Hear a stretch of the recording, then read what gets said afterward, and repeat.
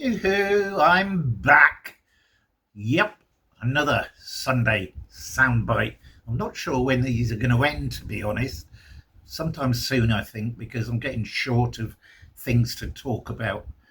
Anyway, this week, this Sunday SoundByte was inspired by Lex Anokh from Australia during the delivery of my journey of driving change management training, which was all about models and methodologies. Now, I've got to say, there are continuous arguments in the change management community about which approach to use.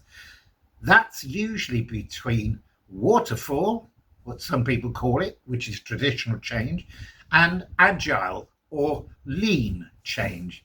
Now, I think you probably know, but call me old school if you like, but I believe there is room for both, which can be used, obviously, as a hybrid option.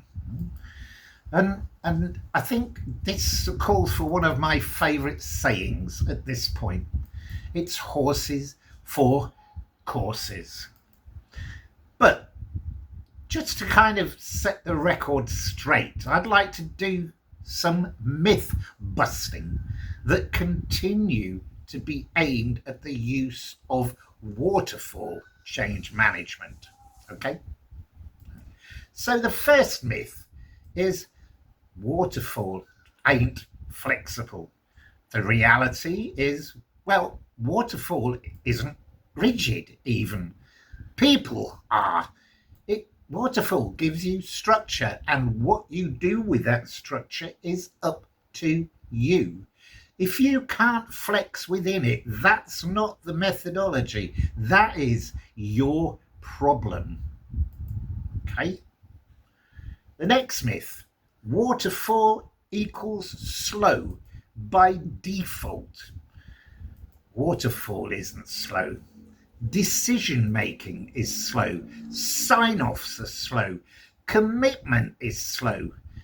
Blaming waterfall is just a very neat way of avoiding that conversation. The next myth, waterfall is only for IT implementations. The reality, actually, waterfall existed before IT hijacked it.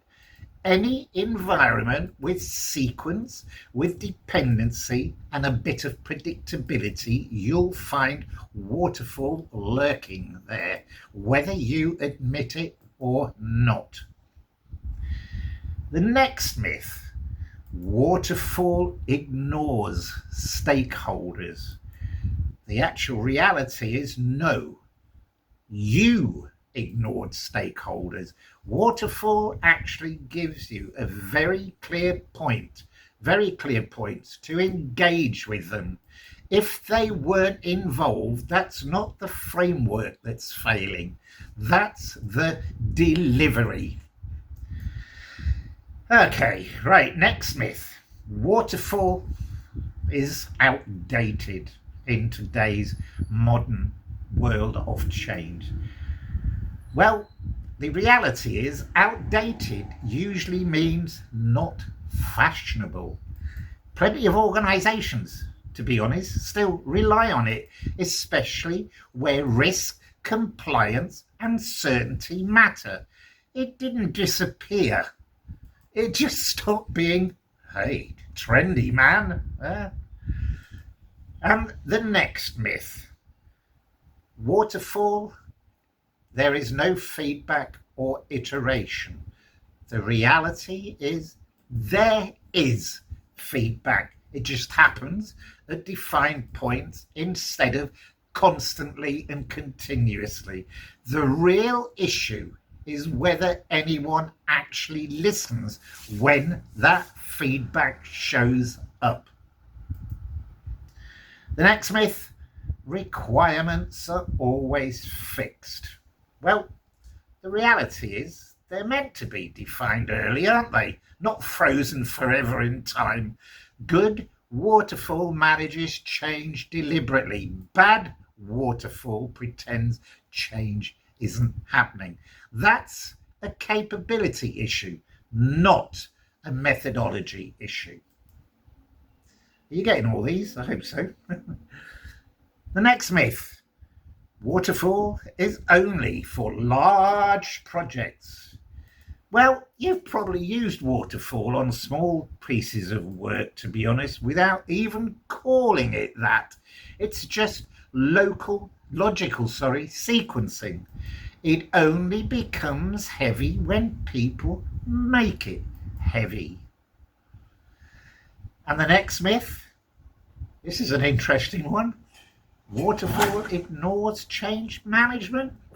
Well, no, it doesn't in reality. Waterfall doesn't ignore change management. It actually gives it a backbone, clear stages, clear timing, clear touch points. If change wasn't embedded, it simply wasn't prioritized. I think this is the final one, but I'm not sure. The myth is that waterfall is anti-agile. This is the reality. This is just tribal nonsense. They're tools. They're not belief systems. Mature organizations use both. Immature organizations argue about which one is right. That was the final myth. But I just want to say finally, maybe the issue is not waterfall. Maybe, just maybe, the issue is our need to blame the method instead of improving how we actually deliver change. So what do you think? Waterfall, agile, lean, yeah? Is there still room for waterfall in this world of constant change? I believe there is. But like I said, call me old school. But quite frankly, I can't remember who said it, but I don't give a damn. Okay? So thank you again for listening.